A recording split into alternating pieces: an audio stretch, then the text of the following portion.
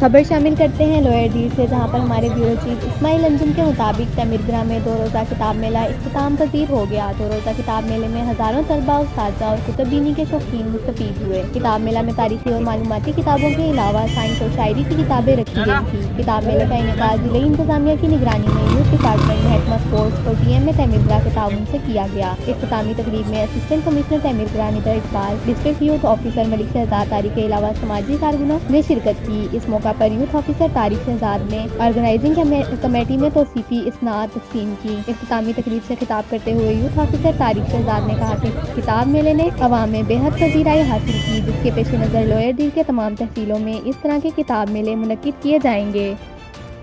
ये 2 रोज़ा किताब मेला डिस्ट्रिक्ट यूथ ऑफिस बताऊन डिस्ट्रिक्ट एडमिनिस्ट्रेशन TMA तेमरगरा ने ऑर्गेनाइज़ किया था।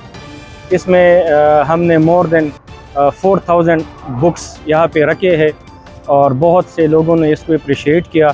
बहुत सारे स्टूडेंट्स आए डिफरेंट स्कूल से, कॉलेजेस से और डिस्ट्रिक्ट यूथ ऑफिस का प्राइमरी रिस्पांसिबिलिटी यही है, हमारी जॉब डिस्क्रिप्शन यही है कि हम अपनी यूथ को पॉजिटिव एक्टिविटीज़ में इंगेज कर सकें।